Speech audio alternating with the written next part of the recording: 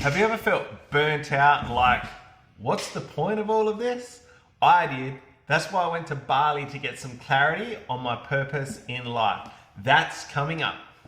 Hey everyone, it's Corey and welcome to my channel that's all about inspiring and motivating people to choose life through my own experiences, positive and negative. And if you're a new viewer, please consider subscribing.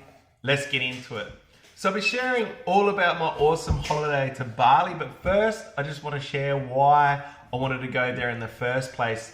My sister and her fiance had booked Bali months in advance and were very persistent in inviting us, and of course we wanted to go with them. But secondly, like at the time I was feeling burnt out, stressed out, and a bit anxious and just feeling like, what's the point of all of this? You know, I was working in a job, I liked my job, I was earning really good money, but I don't know, it just didn't feel right, okay?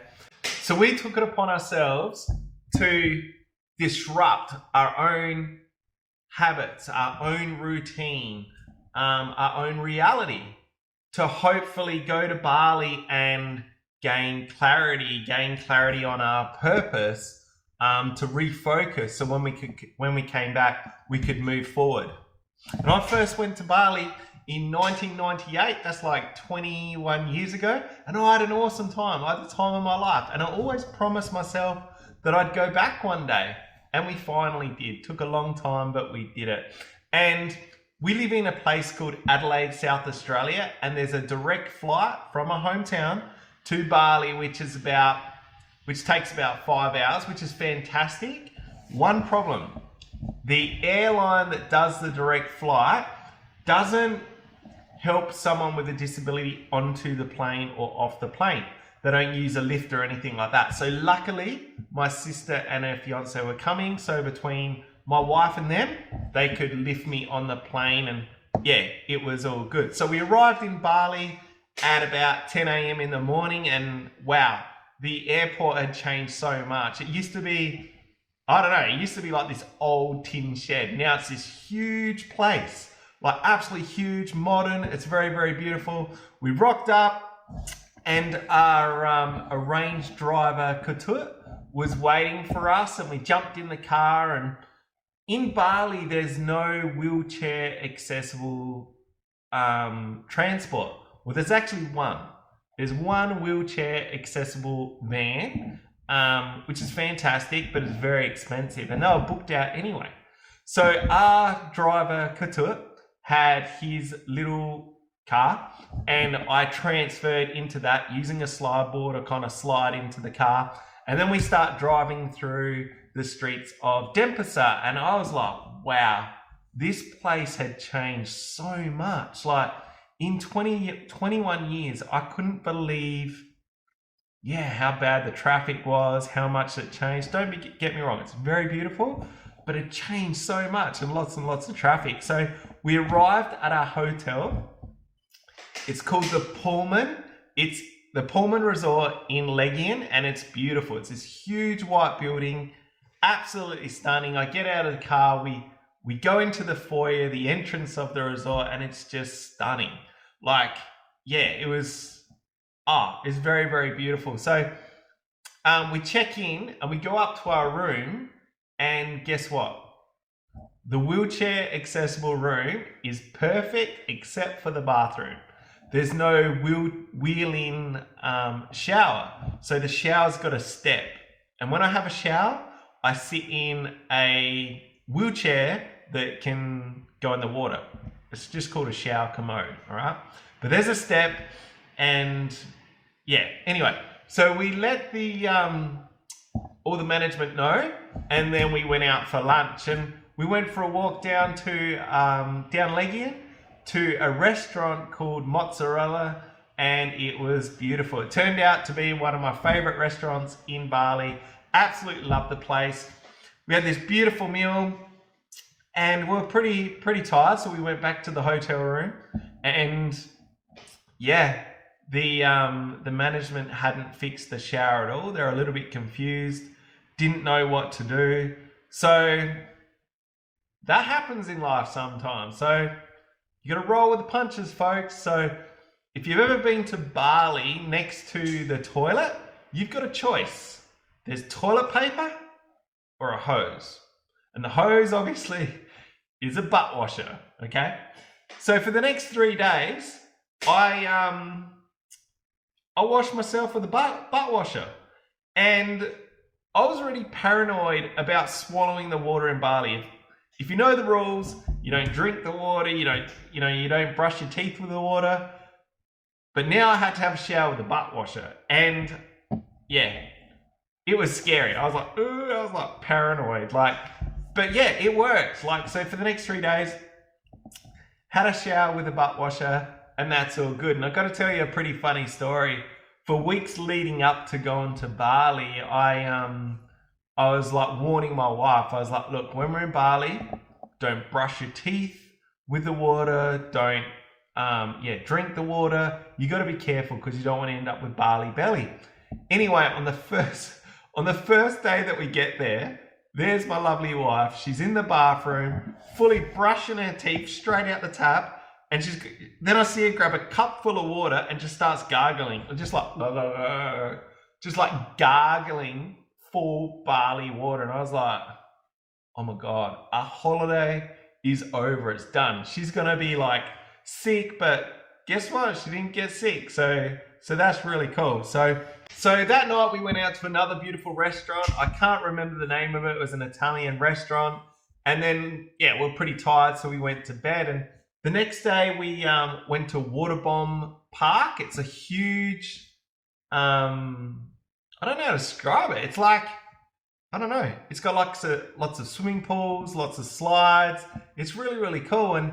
And we walked from our hotel down to Waterbomb, and that's about 4.5 kilometers one way. And it was fun because Shannon, my sister's fiance, was pushing me. And it was cool just navigating the streets of Bali, Kuta. It's not very wheelchair accessible, but it was good fun with him pushing me. And the place is stunning. Like, everyone swam. I didn't feel like swimming, so I didn't swim at all. But my wife was swimming. Everyone was swimming. They were going on the slides. And they were pretty extreme slides. And I was always like daring my wife, encouraging my wife to go on these huge slides. And it took a bit of persuasion, but I got her to do it, and then she loved it. Like, she absolutely had a good time. We had a ball. So after Waterbomb Park, we just went back to our hotel and relaxed for a while. Then we had to get dressed up because we were going somewhere very, very special and cool. So my sister had booked out a place called Double Six, and that's a resort in a place called Seminyak. And what it is, I think it's about 10 stories high, right on the beach. And what you do is you hire out a sunken lounge surrounded by water on the rooftop bar, and it is stunning. We had a really good time there, watched the beautiful sunset, ate some lovely food, and I got to be honest, by the end of the night, there was a one-man party on the dance floor. I was rocking out. So and then we just went back to the hotel and had a sleep. So my sister had organised a bike ride, a bike tour, I guess you could call it, from the top of a volcano in Bali. That wound its way all through these narrow streets through the villages. And obviously I can't ride a bike, and I guess I could have done it in my wheelchair, but it was a little bit dangerous. So what we did is I stayed in the van, and my wife and the rest of the people that we went with, they rode the bikes down through the winding streets, and it was beautiful. We went through these villages, and it was really, really nice. We had a really good time. My wife absolutely loved it. And that took about a couple of hours. And, I just sat in the van, taking photos, filming, and I really enjoyed it. It was good to get out of the hustle and bustle of, the beachside. And it was a good time. And my wife loved it. Everyone loved it. It was really cool. So we ended up, after the bike ride, we went to some waterfalls, and that too wasn't, accessible for me. I think you had to walk down a few hundred steps to get to these waterfalls, but they went down there, they came back, they showed me the photos, and then we're off to the monkey forest. And I went to the monkey forest like 21 years ago, and it's changed a lot since then, but it was different this time, and I'll explain why. So we rocked up to the monkey forest, and sorry about that. We rocked up to the monkey forest, and I was a bit paranoid, and I was like, I wonder if these monkeys have ever seen anyone in a wheelchair. Like, will they freak out? Like, sometimes animals freak out by my wheelchair. Like, yeah, it's a bit scary. And I'll be honest, I was a bit scared about the monkeys. And yeah, we went through the entrance, and I'm not joking, a minute into the monkey forest, this monkey out of nowhere, he just jumps out of a tree across my shoulder, lands on the ground, and just stares at me. And I was like, oh my God, I'm gonna die. So I was paranoid the whole time that the monkeys are gonna freak out, start chewing on my leg or something like that. But yeah, we had a great time. Like, we spent a few hours in there and went all around, and then after that we drove through the streets of Ubud, where the monkey forest is, and that place has changed a lot, but it's still very beautiful. And so after the monkey forest, we went back to the hotel and we had nasi goreng, and that was, yeah, really nice. The following day, Becky and my sister and her fiance had organized to go whitewater rafting, and yeah, that was another thing that I couldn't do, but that's cool. Like, to get just down to where you do the rafting in the river, like, is another like few hundred steps and stuff like that. So they went off whitewater rafting, and I saw the opportunity to, you know, go to the gym, work out, and just kind of explore the Pullman Resort. And I loved it. I had a good time.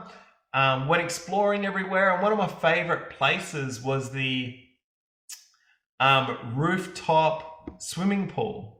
It was about 4 stories up, and it just, once you sit up there next to the pool, you just overlook the beach. And you know, while I was sitting there, that's where I gained some clarity on my life and found my purpose. And you know, I realized that I love helping people, I love inspiring people, and that's why I wasn't feeling fulfilled in my job.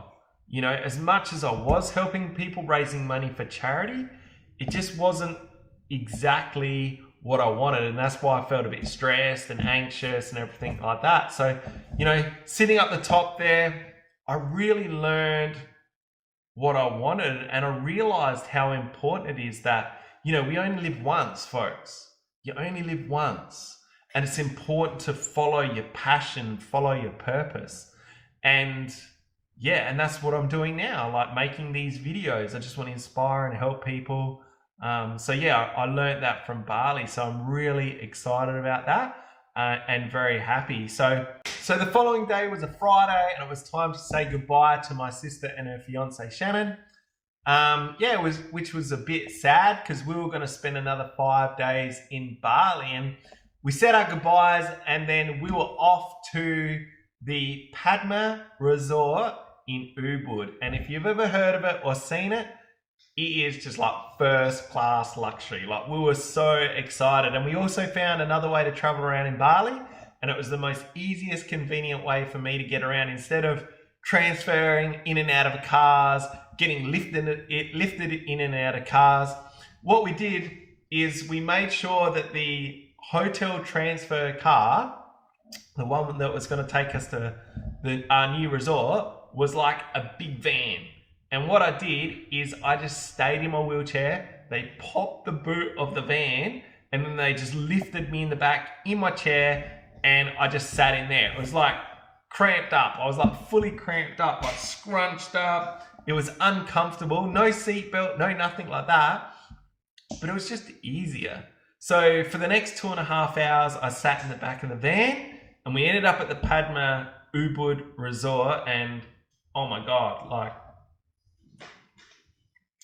just on arriving, like the gardens, like this place is so luxurious. Like, I've traveled a lot around the world, and I've stayed in a lot of hotels and resorts, but this place is just first class. Like, so we checked into the resort and it was around about 1 o'clock and we went to our room and it was just, perfect. Like, so beautiful. And we had a balcony and we went straight to the balcony, and the balcony overlooks the jungle and this huge valley in the jungle. And I just felt so relaxed straight away. And it got to about 2 o'clock and we also included in the deal, we had afternoon tea. And we went up for afternoon tea. So every afternoon at 2 o'clock, they've got afternoon tea and it's on the 4th floor. It's the same place that we had breakfast as well. But being up on top of the 4th floor, you're looking down over this huge valley and all this jungle, and it's just so relaxing. Like, I love that place. Like, it was, I could live there. Honestly, I could live there. So we went exploring all through the resort. We went exploring in Ubud, the town itself, which was very, very beautiful, but a bit of a mission.